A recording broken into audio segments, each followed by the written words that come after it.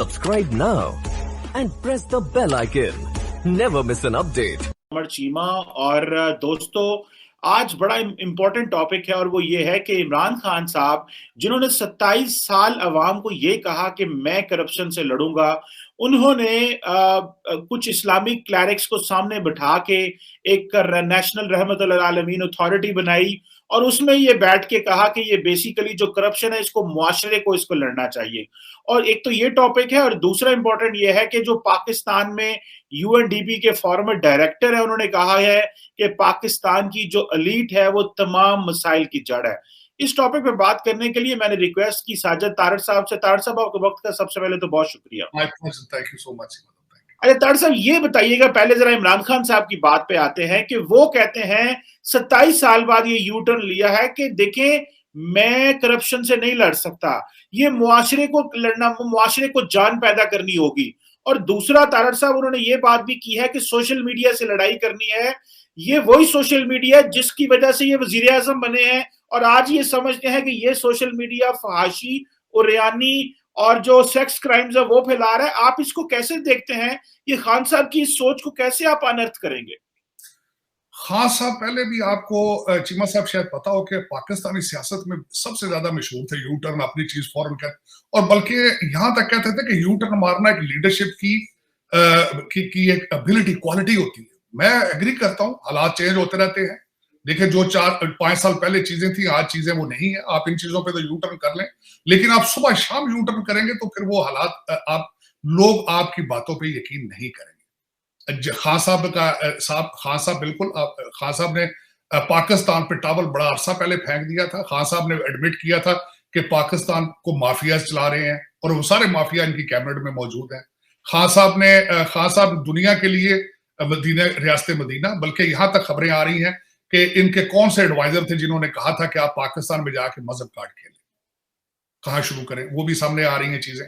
खान साहब के ऊपर फॉरेन फंडिंग का केस, उसके शवाहिद मौजूद हैं। जो लोग इलेक्शन कमीशन ने चीजें निकाल ली हैं, कई चीज।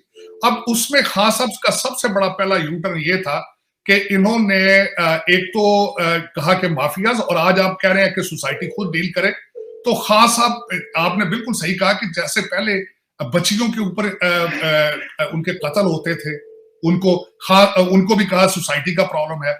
श्रीलंकन शहरी का जो सियालकोट में है उसको भी इन्होंने कहा कि सोसाइटी का मसला है। लेकिन ये बताएं कि सोसाइटी क्या होती है, सोसाइटी को गवर्न किसने करना होता है, सोसाइटी के अंदर लॉ एंड ऑर्डर को एस्टेब्लिश किसने करना होता है, गवर्नमेंट किस चीज का नाम है। खान साहब, अगर आपने ये कहना है कि सोसाइटी अपने आप को खुद ही अपने मसले ठीक करे, तो गवर्नमेंट की डेफिनेशन भी लोगों को बता दे कि what is called governance, what is called good governance और बैड गवर्नेंस। आप प्राइम मिनिस्टर की भी डेफिनेशन फिर लोगों को बताएं कि उसके जॉब डिस्क्रिप्शन क्या है। लीडरशिप को भी डिफाइन करें कि आप फिर रियासत मदीना और हजरत उमर की मिसालें, आप सारे मिस्त्री हैं रियासत मदीना के, आप सीमेंट गारे का कारोबार कर रहे हैं, तो लोगों को बताएं आपका जॉब डिस्क्रिप्शन क्या है, आप किस मर्ज की दुआ है। 3 साल के बाद आज आप तो इस चीज की बात कर रहे हैं। चीमा साहब, मेरे लिए आज तशवीशनाक बात यह थी कि खान साहब की स्टेटमेंट रिसेंट आई है कि सब्जी बेचकर मुल्क अमीर नहीं हो सकते। खान साहब ने रिसेंट अपने तकरीर में कहा है कि पाकिस्तान के अंदर मौजूद दोनों दौर के सिस्टम चल रहे हैं। तो आप क्या करने आए थे? आप गडेरिया बेचने आए थे यहाँ पे? आप ये तब्दीली का नाम लेकर आए थे? आप लीडरशिप, आप कहते थे जी मेरे पास टीम तैयार बैठी है, ये सारी टीम, इलेक्शन से पहले आपने कहा था टीम तैयार बैठी। आपने कहा था कि मैं वेस्ट को बहुत अच्छे तरीके से समझता हूं। आपने कहा था कि मैं बाहर से, आपके एक मिनिस्टर ने तकरीरें कर करके कहा था कि हम मुंह पे मारेंगे कर्जे।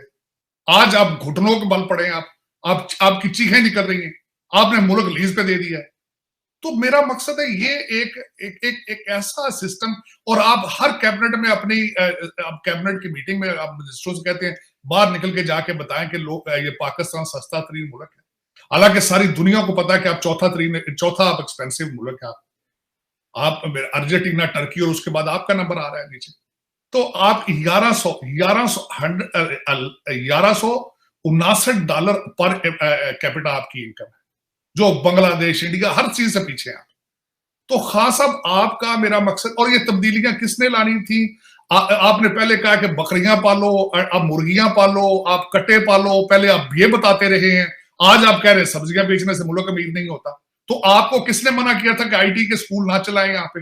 आपको किसने कहा था कि आप इंडस्ट्रियल रेवोल्यूशन ना लेकर आए? अब चौथे साल में आप चाइना जाने की तैयारी कर रहे हैं और लोगों को बता रहे हैं कि मैं इंडस्ट्रियल रेवोल्यूशन का मिसाला वहां से लेकर आऊंगा, वहां से डिजाइन बनवा कर लाऊंगा। खान साहब, ये चीजें इस तरह नहीं चलती। एडमिट कर ले कि आपने गलतियां क्या की हैं। आपका टाइम अब आ चुका है लोगों को ब्लेम करना, सिस्टम को ब्लेम करना। अब आप उसकी तैयारियां शुरू करें। अब ये बहुत लेट हो चुका है कि लोगों को बताना सब्जियां महंगी नहीं होती, सब्जियों से क्या होता है, मुर्गियों से क्या होता है। अब ये इट्स टू लेट। पाकिस्तान में देखें, दुनिया में महंगाई तो बिल्कुल इंटरनेशनल फिनोमेना है। पाकिस्तान में जो साथ करप्शन का काम है, मेरा ख्याल में वो अब आउट ऑफ कंट्रोल हो चुका है। खास साहब ना आपके कंट्रोल में है ना सोसाइटी के। मैं इसकी छोटी सी एक मिसाल बताना चाहूंगा अगर आप मुझे टाइम दें। ये मिनी बजट और बजट क्या चीज, किसको ये क्या गोरख धंधा बनाया है इन्होंने। सबसे पहले तो बजट, जब भी आप बिजली और पेट्रोल महंगा करते हैं तो बजट की तहस नहस हो जाता है। कारोबारी लोग क्या करते हैं, अपनी प्रोडक्ट को महंगा करके वो तो कैचअप कर जाते हैं। मुलाजम पेशा लोग क्या करते हैं कि वो रिश्वत का रेट महंगा कर देते हैं। वो रिश्वत खुद लेते भी हैं, रिश्वत देते भी हैं, वो भी कैचअप कर जाते हैं। जो गरीब का बच्चा अनएम्प्लॉयड है, जो पीटीआई का सपोर्टर है, वो क्या करेगा? वो क्या करते हैं, फिर वो जराइम की तरफ नजर डालते हैं। वो लॉ एंड सोसाइटी का बैलेंस खराब होता है। तो ये आपके पास ये तीनों चीजें मौजूद है, यही हो रहा है सोसाइटी में, और आपके पास इसका कोई फार्मूला मौजूद नहीं। ना आप जाबें दे सके हैं, ना मैन्युफैक्चरिंग कर सके हैं, ना माफिया कंट्रोल कर सके हैं, ना करप्शन कंट्रोल कर सके हैं। एनआरओ की आपने स्टैंप हाथ में पकड़ी हुई है, वो आपने नवाज शरीफ को भी दी, शहबाज शरीफ साहब को भी एनआरओ दिया, जरदारी साहब को भी एनआरओ दिया। और खासकर, और अगली बात जो मैं बताने लगा हूं, पाकिस्तान की ट्रेजेडी क्या है। मैं जावेद चौधरी साहब के एक आर्टिकल उसका हवाला दूंगा। उन्होंने कहा कि देखें पाकिस्तान में डील क्या होती है चीज। कहते जी डीलें हो रही, बातें हो रही, डीलें हो रही। अब डील किन से होती है, जरा उसके तरफ तवज्जो दें। मैं हैरान हो गया उस बात पे। चीमा साहब, डील इससे कहते हैं जी कि पहले आप नलायक लोगों को देखते हैं। एस्टेब्लिशमेंट नलायक सियासतदान देखती है और सियासतदान नलायक एस्टेब्लिशमेंट को देखती है, जो उनके लिए खतरा ना हो। तो नॉन डिजर्विंग लोगों को लेके आ जाता है ताकि वो मुल्क को बद से बदतरीन पे ले चले। ये डील को डिफाइन जो जावेद चौधरी साहब ने जिस तरह किया है, मैं समझता हूँ बहुत बड़े खूबसूरत अंदाज से, कि उन्होंने लिखा कि फलां एस्टेब्लिशमेंट बंदे का नंबर क्या था, उसको किस तरीके से आगे लाया गया, फिर उसको दूसरे ने किस तरह मारा, उसने दूसरे को किस तरह मारा। तो नलायक से नलायक तरीन बंदा। फिर उसके एंड पे उन्होंने मिसालें दी बुजदार साहब की, आजाद कश्मीर के सदर की, उन्होंने चीफ मिनिस्टर सूबा सरहद की दी, कि किस तरीके से नीचे से बंदा लाया जाता है जो थ्रेट ना बने आपके लिए, जो आपका यस मैन बन के आपके दरवाजे पे खड़ा रहे, और वही बंदा फिर आगे पाकिस्तान में आपकी किस्मतों के फैसले करते हैं और वो अब बाहर आते हैं। अब उसके बाद दूसरा जो आपने जो बात की चीमा साहब, मैंने तो उस पर भी बड़ी रिसर्च की है। मैं समझता हूँ कि हमारे यूनाइटेड नेशंस डेवलपमेंट के जिन्होंने आर्टिकल लिखा है, उन्होंने बिल्कुल सही लिखा है। मेरी अपनी असेसमेंट में, क्योंकि मैं वॉशिंगटन डीसी में बैठा हूं और मैं बिल्कुल ट्रैवल करता हूं यूरोप में भी, इंग्लैंड में भी, और खासकर मैं जिस एलीट का उन्होंने जिक्र किया है, उस एलीट को मैं पर्सनली बड़ा जानता हूं। उनके बच्चों को, उनकी बीवियों को, उनकी प्रॉपर्टीज को मेरे फिंगर टिप्स पे। अब वो एलीट क्या करती है, तकरीबन वो 2000 बंदा पाकिस्तान में मौजूद है जिनकी बीवियां और बच्चे फॉरेन नेशनल हैं। उनके पास या कनेडियन, अमेरिकन, या उनके पास यूरोप की नेशनैलिटी है। उनकी आमदनी भी डॉलरों में, उनके अकाउंट भी बाहर है, प्रॉपर्टियां भी सारी बाहर है। पाकिस्तान में वो जाते हैं सिर्फ वो एक वारदात डालने के लिए, और वन वे टिकट जेब में रखते हैं। बिल्कुल इसकी निशानदेही उन्होंने की है जो आर्टिकल जिसके आपने बात की। और अब देखें, जब आप पाकिस्तान में जाएं सिर्फ पैसे बनाने के लिए, तो फिर आप पाकिस्तान के मुफाद में तो नहीं ना कोई फैसला करेंगे। आप तो फैसला वहां करेंगे वेयर यू बिलोंग। उसका एक अगर किसी को मुगालता हो तो जरा ये देखें कि आपके रिटायर्ड लोग कहां जाके रह रहे हैं। पाकिस्तान में रह रहे हैं, कितने परसेंट है जो रह रहे हैं? सारे बाहर बैठे, दुबई, लंदन, कनाडा, ऑस्ट्रेलिया। तो ये कोई नई बात नहीं है। उन्होंने जो लिखा है ये बिल्कुल सही लिखा है, और ये मैं बड़े अरसे से इस बात पे चीख के बात कर रहा हूं कि वो किस बुरे तरीके से पाकिस्तान को जो जोड़ा जा रहा है, वो आज से नहीं 74 साल से हो रहा है। आप जरा गौर से देखें, आपके आपके आपके एस्टेब्लिशमेंट सियासतदान रहते कहाँ हैं? आपका कैपिटल लंदन है, आपका कैपिटल किसने कहा है कि इस्लामाबाद? इस्लामाबाद हो तो फिर पाकिस्तान की चीखें अवाम की उनको सुनाई दें। लंदन तो नहीं आपकी आती ना चीखें, तो लंदन जाके बैठ जाते हैं, वही आपके फैसले करते हैं। और ये पाकिस्तान की एक ट्रेजेडी है। मैंने शायद आपके सेगमेंट में कई दफा कहा कि मेरी दुआ है कि पाकिस्तान को पाकिस्तानी लीडर मिले जिसका जीना मरना पाकिस्तान के साथ। बिल्कुल सर, सही कह रहे हैं कि ये जिसका जीना मरना, और आपने बड़ी अच्छी बात की यार कि पाकिस्तानियों का जो कैपिटल है वो तो लंदन होगा, लेकिन एलीट का कैपिटल जो है, पाकिस्तानियों का कैपिटल इस्लामाबाद होगा, लेकिन एलीट का कैपिटल जो है वो तो लंदन है, जहां पे वो प्रॉपर्टीज बनाते हैं, सारा कुछ करते हैं। आज हसन निसार साहब ने एक बात कर दी है, तारड़ साहब, वो कहते हैं पाकिस्तान को डिक्टेटरशिप चाहिए। अब मुझे ये बताएं, अभी तो हमारे पिछले जख्म जो हैं वो उनके ऊपर वो अभी पुर हुए थे, अभी हम जानबूझ शुक्र कर रहे थे कि डिक्टेटरशिप गई है, चलो लूले लंगड़े चिब्बे ठिब्बे खिब्बे सियासतदान आए हैं, चलो यार ये कुछ डिलीवर करेंगे, कुछ ना कुछ करेंगे, कोई डेमोक्रेसी वापस आएगी। अभी वो इमरान खान को इतने साल सपोर्ट कर करके वो समझ गए पाएंगे। आज भी मैं एक बड़े सीनियर ब्यूरोक्रेट के साथ बैठा हुआ था, वो मुझे कह रहे थे मैंने जमहूरियत से क्या लेना है, मेरे बच्चों ने क्या लेना है, हमें तो चाहिए रोटी, हमें चाहिए कपड़ा, हमें चाहिए घर, हमें चाहिए जॉब स्टेबिलिटी। सो लोगों को वो कहते हैं ये एलीट के शशके हैं कि ये डेमोक्रेसी डेमोक्रेसी खेल रहे हैं आप हमारे साथ, वो अच्छी जमात है तो वो बुरी जमात है, तो वोट डालें तो ये करें।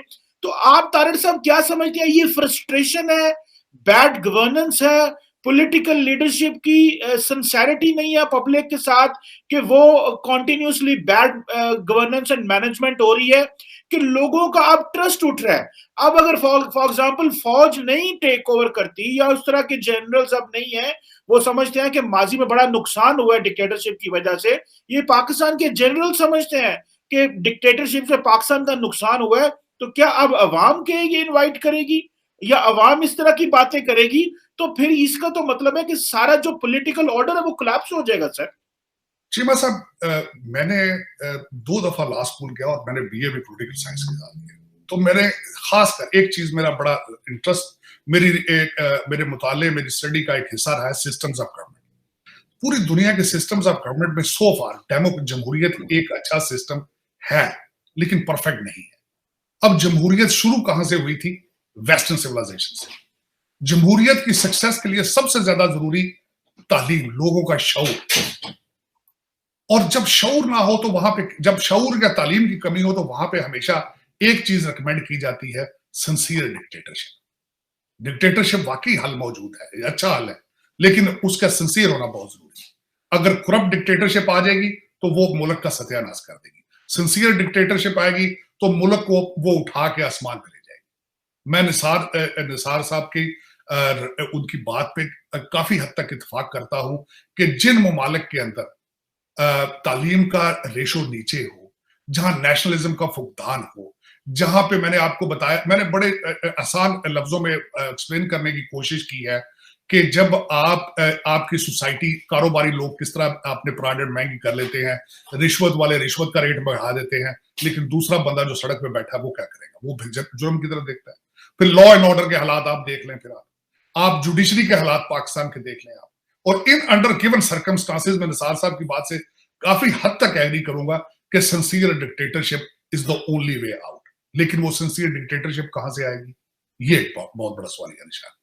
अब सिस्टम, अब देखें अमेरिका के अंदर जमहूरियत के क्या हालात हैं। अगर आप डेमोक्रेसी को सही तरीके से देखें तो डेमोक्रेसी के फ्लॉज क्या है? आज सबसे बड़ा जमहूरियत का चैलेंज आपका मीडिया है।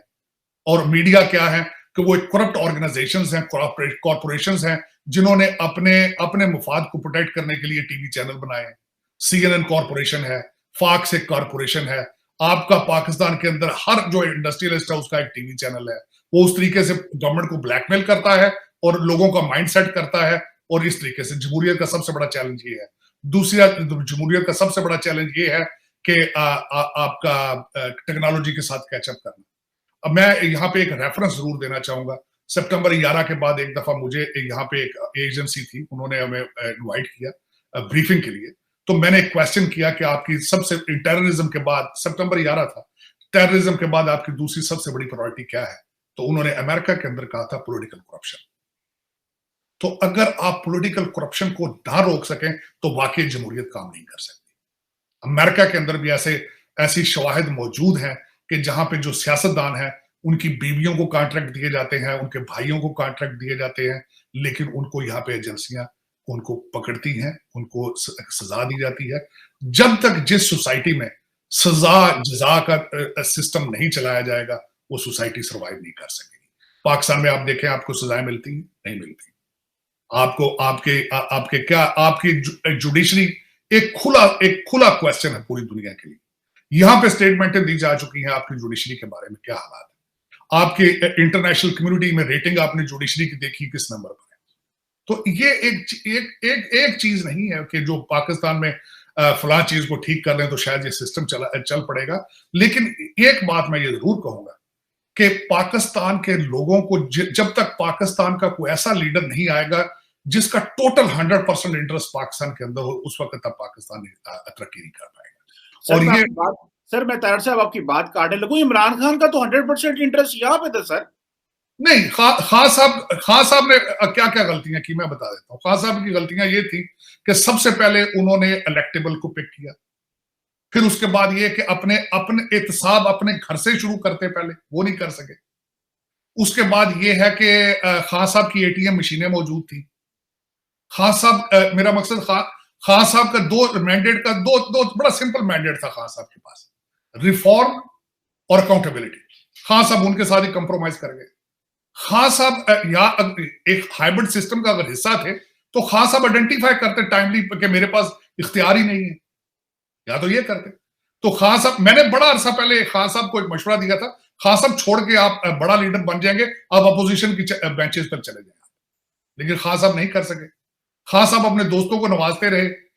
देखें, बुखारी साहब हो गए, दूसरे कई हो गए, रिंग रोड के डाके थे, मेरा पूरा डाका तो टेबल पर बैठा है सारे का सारा।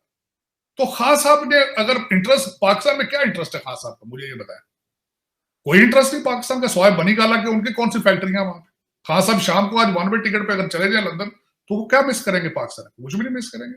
बच्चे उनके वहां बैठे सारे। लेकिन ये कि वो अगर खान साहब के, अच्छा खान साहब का मालिया इंटरेस्ट, खान साहब की टीम सारी बाहर की है, सारे लंदन के और सारे अमेरिकन है, सारे जो शौकत खानम के लिए पैसे जनरेट करते थे। खान साहब भी उसी सिस्टम का बिल्कुल वही, खान साहब की कैबिनेट तो वही है जो परवेज मुशर्रफ दौर की कैबिनेट थी सारी। वही एलीट, वही एलीट है जो 74 साल से लीड कर रही पाकिस्तान को। खान साहब के साथ टीम में सारे वही लोग हैं, बाहर के कौन सा लोग हैं उनके पास।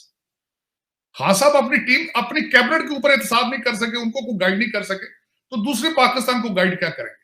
आप कहते हैं पाकिस्तान का इंटरेस्ट, खान साहब का इंटरेस्ट सारा पाकिस्तान में, मैं समझता हूं नहीं, पाकिस्तान उनका भी कोई इंटरेस्ट नहीं। खान साहब ने कौन सा फैसला किया है? खान साहब ने मुझे ये बताया कि हमारे ओवरसीज पाकिस्तानी के लिए अगले दिन उन्होंने कह दिया कि हम इनको हीरो बनाएंगे, और हमें मिनिस्टर ही को हमारा ओवरसीज पाकिस्तानी में से ले लें। आपने ऐसे मिनिस्टर ले लेते हैं जिनको पता ही नहीं ओवरसीज पाकिस्तानी के इशू क्या है। ना उन्होंने आज तक बाहर जाकर मजदूरी की है, ना उन्होंने आज तक लाइनों में लगे एयरपोर्ट पे, ना उन्होंने आज तक FIA के या एयरपोर्ट सिक्योरिटी अथॉरिटी के थप्पड़ खाए हैं। वो तो एक सिल्वर स्पून लेके अपने प्राइवेट जेट, खान साहब के जितने ओवरसीज पाकिस्तानी मिनिस्टर होते हैं तो प्राइवेट जेटों में आते जाते हैं। उनको क्या पता पब्लिक ट्रैवलिंग क्या है, PIA किस तरह जलील करती है, जद्दा एयरपोर्ट पे क्या होता है, रियाज एयरपोर्ट पे क्या होता है, उनको क्या पता दुबई एयरपोर्ट पे क्या होता है। ये खान साहब, आप कहते हैं खान साहब का इंटरेस्ट पाकिस्तान में, कहा खान साहब का इंटरेस्ट। खान साहब ने अभी जो पेशावर का मेयर जिसको टिकट दिया वो तो दुबई से लेके गए। ये तो खान साहब ने किसी पाकिस्तानी को दिया होता टिकट तो फिर ना बात। खान साहब आप उस मोड पे ले गए पाकिस्तान को जहां पे एक तरफ GUI आ गई है, JUI, दूसरे तरीके लबैक पाकिस्तान। ये खान साहब ने जो 2 तोहफे पाकिस्तान को दिए, पाकिस्तान कभी नहीं ये फरामोश कर सकेगा। खान साहब सर, एक चलते चलते फॉरेन पॉलिसी पे भी बात कर लूं, वो तो तालिबान ने हमें वो सानू तो बाहर नहीं लान देंगे पर सर, उन्होंने प्रॉब्लम क्रिएट कर दी है सर। वो देखें, वो इतने बदमाश हैं, हम उनके लिए पूरी दुनिया में जो है वो कटोरा लेके मांग रहे हैं, कभी उधर किसी के हाथ करते हैं, किसी के हाथ करते हैं। वो लोग कहते हैं पहले तुहाडे पैसे पूरे नहीं सन होंदे, हुण तुसीं तां अफगानियां वास्ते भी मांगदे हो। सो पॉइंट सर ये है कि हम तो उनके लिए पैसे मांग रहे हैं, उनकी स्टेबिलिटी की दुआएं कर रहे हैं, और वो हमारे फौजियों को कहते खबरदार अगर आपने यहाँ पे किया, और हमसे तो कुछ स्टेटमेंट भी नहीं निकली। अब वो कल मैं देख रहा था, शाहमूद कुरैशी कह रहा है कि नहीं हम डिप्लोमेटिकली कर लेंगे, हम ब्रदरली इस्लामिक ये वो, आगे पीछे उनके डिफेंस मिनिस्ट्री के ट्विटर हैंडल ने लगा दी, वीडियो लगा दी। तो ये क्या मतलब, ये फिर हमने सारा हम जग मार रहे हैं, या हमने सारी OIC की कॉन्फ्रेंस कराई, पूरी दुनिया को कन्विंस कर रहे हैं, और वो हमारे साथ ये कर रहे हैं। क्या खान साहब को कोई टफ मैसेज देना चाहिए, या कि चले ने इन्होंने डील करना, किस तरह चलों को डील करना पड़ेगा तालिबान को? ये खान साहब का तीसरा तोहफा है, ये जो आपने कहा इसको मिस हैंडल किया। मैं तो शुरू से ये कहता था बात, और ओआईसी भी सऊदी इनिशिएटिव पे हुई है, ओआईसी की मीटिंग भी यहाँ पे, और मुझे यहाँ तक मेरी खबरों के हिसाब से अब वो ब्लैकमेल कर रहे हैं कि हमें रिकग्नाइज कराओ, हमें पैसे लेके दो, नहीं तो हम ये करेंगे वो करेंगे। वो पाकिस्तान को ब्लैकमेल कर रहे हैं। 4 फौजी शहीद हुए हैं अभी जिसकी बात आप कर रहे हैं, आपके बॉर्डर के ऊपर जो बाढ़ का झगड़ा हुआ है, 4 फौजी शहीद हुए हैं वहां पे। तो ये होना ही था, ये होना था। देखें, जो चीजें कहते हैं ना कि what goes around comes around, ये देखें आप हर वक्त आग से खेलते हैं। असल में बात ये नहीं है। अफगानिस्तान क्या है, मैं डिफाइन करने की कोशिश करता हूं। असल में अफगानिस्तान की वजह से आपके पाकिस्तान में आते थे डॉलर कंटेनर्स में। आप वो कंटेनर फिर दोबारा चाहते हैं, वो दुनिया अब नहीं देती। वो कहते हैं वो दिन गुजर गए जब खलील मियां फाख्ता उड़ाया करते थे।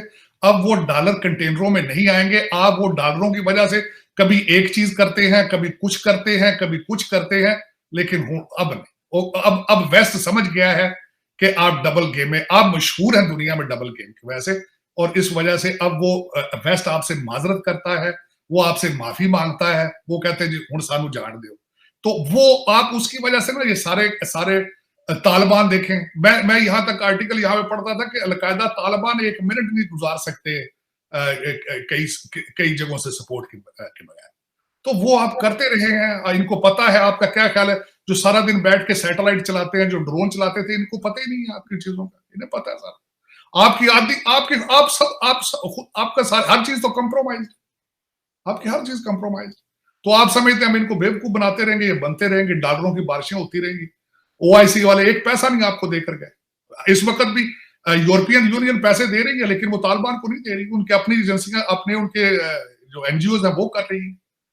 इस वक्त भी यूनाइटेड नेशंस पैसे दे रहा है तालिबान को, वो बिल्कुल दे रहा है, वीकली बेसिस पे। मार्च तक देंगे 2022 में।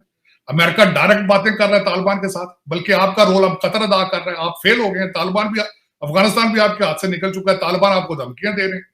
लेकिन मसला ये है ना चीमा साहब, पाकिस्तान के अंदर पाकिस्तान की पॉलिसियां बनाने वाले अगर पाकिस्तानी हो तब तो बचेंगे, लेकिन जिनके बच्चे लंदन में बैठे हैं, प्रॉपर्टियां सारी लंदन में, वो पाकिस्तान के बॉर्डर को किस तरह प्रोटेक्ट करेंगे? वो किस तरह पाकिस्तान के बारे में फैसले करेंगे कि ये पाकिस्तान के लिए अच्छा है, ये बुरा है?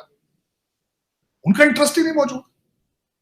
देखे ना, सी पैक आपका बंद पड़ा। आप कहते थे सी पैक हमारे लिए कितना इंपॉर्टेंट है, वो बंद पड़ा। 3 साल से बंद पड़ा। आपके कम्युनिकेशन मिनिस्टर को आज तक चाइना में एक दौरा नहीं उनका किया उन्होंने, ना उन्होंने बुलाया, ना उनको उन पे एतमाद है।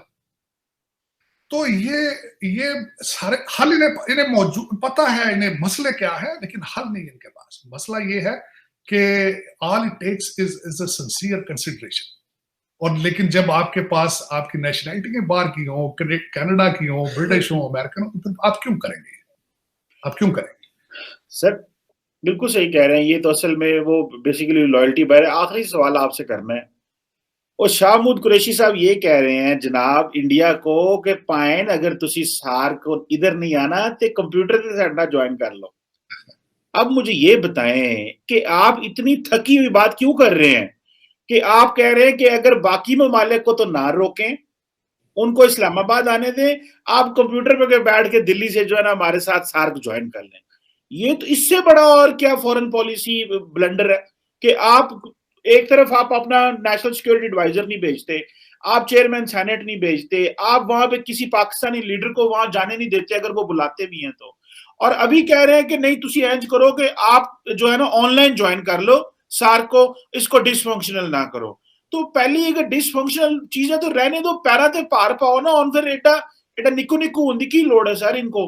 तो हाउ साहब ये चीजें तब होती हैं जब आपके घर में खाने को रोटी हो, जब आपके हालात आपकी पूरी दुनिया में बाहर निकल चुके हो, जब प्रेसिडेंट साहब ने स्पीच में कह दिया हो कि इस वक्त हमारी इकोनॉमी जो है इज अ नेशनल थ्रेट है, कौमी सलामती के लिए थ्रेट है, तो फिर लोग आपकी बातें सुनेंगे। आपका क्या ख्याल है, सुनेंगे? गली में एक मांगने वाला रोज आ जाता हो, सुबह बल्कि दिन में 3 दफा आता हो, तो आप कितनी दफा उसको खैरात देंगे? आप कितनी दफा उससे पूछेंगे आप भी पानी पीने की भूख नहीं लगी? जो दिन में 3 दफा 4 दफा आता हो, जिसका कारोबार ये हो कि हर वक्त मांग 74 साल से मांग रहा हो, अब उनकी मर्जी है। वो इंडियन अच्छे मूड में हो तो कर ले, शायद वो फोन पे या जूम पे कर ले, ना अच्छे मूड में हो तो नहीं करेंगे। उसमें आपका क्या कंट्रोल? कोई कंट्रोल नहीं। आपके अंदर लॉ एंड ऑर्डर के हालात खराब है, आपके अंदर रेट ऑफ गवर्नमेंट के हालात खराब है, तो दुनिया आपको क्या करेगी? आप तो देखे ना, आपकी अफगानी तालिबान बात नहीं सुनेंगे तो इंडिया क्यों सुने आपकी बात? आपकी वो बॉर्डर आपकी फेंसिंग उठा के फेंक रहे हो, वो यूट्यूब पे वायरल हो चुकी है वो चीज, जिसमें वो तालिबान उतार रहे हैं, आपके ट्रकों के साथ धक्के मार रहे हैं, उतार रहे हैं। तो वो आपका क्या हाल है, वो नहीं देख रहे, वो भी देख रहे हैं। तो ये सब आपने खुद किए हैं, आपकी कोई अपनी विल नहीं है। जब तक मैंने बताया कि आप देखें, मैं चाहूंगा, मेरी ख्वाहिश होगी कि पाकिस्तान में कोई लीडरशिप को डिफाइन करेगा, कि बताए लोगों को ये लीडरशिप होती है, जिसके पेट पे अपने पत्थर वो दिखाए कि देखो मैं भूखा बैठा तुहाडे, और अगर आप नहीं खा रहे हो तो मैं भी नहीं खा रहा। और ये इस तरह मेरी ख्वाहिश है कि देखूं कि वो पाकिस्तान कह के आके नारा मारे कि आओ मैं पाकिस्तान को बचाने आया हूँ, आओ मिलके पाकिस्तान को बचाएं। ये मेरी ख्वाहिश है। लेकिन ये जो पाउंडों में डॉलरों वाले हैं, ये अल्लाह ताला इनसे बचाए। ये तो 74 साल से चल रहा है काम। देखें, मैं खुद विक्टिम हूं, मैं महाजर हूं, देखिए अब मुल्क छोड़ के यहाँ बैठा हूं। तो सिर्फ वजह ये है कि मेरे लिए भी सर्कमस्टांसेस ऐसे क्रिएट हुए थे कि मुझे अपने मादरे मिलत से निकलना पड़ा वहां से, क्योंकि हालात कोई नहीं। मेरे बच्चे रोजाना मुझसे पूछते हैं कि daddy what was the reason you came here to the US. मेरे लिए it's difficult, it's very emotional कि मैं उनको बताऊं कि मैं क्यों आया था, और इसी वजह से आया था। जिस एलीट की आप बात कर रहे हैं, मैं उस एलीट का एक विक्टिम हूं, मैं शिकार हूं उनका। मैं पीटीआई का भी शिकार हूं कि मैं भी दुआएं मांगता रहा हूं इनके लिए, तब्दीली के लिए। आपने भी दुआएं की होंगी, कौन नहीं चाहता कि उसके मादरे मिलत के हालात बेहतर हो। जब मैंने आपके एक सेगमेंट में शायद कहा था, मैंने बड़े तकलीफ के साथ जवेद चौधरी साहब का आर्टिकल पढ़ा था कि काश मैं बांग्लादेशी, उनका एक आर्टिकल था काश मैं बांग्लादेशी। तो वो बड़ा तकलीफ के साथ मैंने पढ़ा था कि बांग्लादेशी होना भी हमारे पाकिस्तानी होने से बेहतर है। तो इन हालात में अब दुआएं खैर ही हो सकती है। देखें, और कभी एक बत्ती दिखा देते हैं ट्रक की, कभी दूसरी बत्ती दिखा देते हैं। सिंसियर लीडरशिप तो है नहीं है, ना गवर्नेंस है ना लीडरशिप है। देखिए अब ये कहां से आती है, कौन आएगा? मैं तो बल्कि पूछता हूं, आप जैसे दोस्तों से रोजाना पूछ रहा हूं कि कौन सा ऐसा इंस्टीट्यूशन है जो हमें रेस्क्यू करेगा, कौन ऐसा लीडर आने वाला है जो हमें कहेगा आओ पाकिस्तान बचाएं। हम किधर जाएं? ये कई तो मुझे कह देते हैं आज ये पीडीएम वाले हम इकट्ठे करके बिठा लो अपोजिशन को, ये बैठ के बातें करें। कोई कहेंगे नेशनल गवर्नमेंट बन जाएगी, और ये क्या, या तो माजी में नहीं है ना हुई, ये सारे चले हुए कारतूस हैं। माजी में भी जमहूरियत के बारे में अलायंस होते रहे, माजी में भी नेशनल गवर्नमेंट्स बनती रही, माजी में भी ये सारा कुछ होता रहा। या तो कोई नई चीज करने लगे। मैं खुद बड़ा वेरी डिसअपॉइंटेड। हालांकि कहते हैं मायूसी गुनाह है, लेकिन मेरे लिए भी क्वेश्चन मार्क है, where the hell we are heading. हमारा मुस्तकबिल क्या है, हम कहां जा रहे हैं? एक सवालिया निशान है, सवालिया निशान। बिल्कुल सवालिया निशान है। अल्लाह करे हमें पता चले हम किधर जा रहे हैं। अगर लीडरशिप क्लैरिटी नहीं रखेगी तो हमें क्या पता चलना है। But any how sir, thank you very much Sajid साहब for always helping us to understand and enlighten our viewers about ongoing political situation. Thank you, sir. Pakistan जिंदाबाद।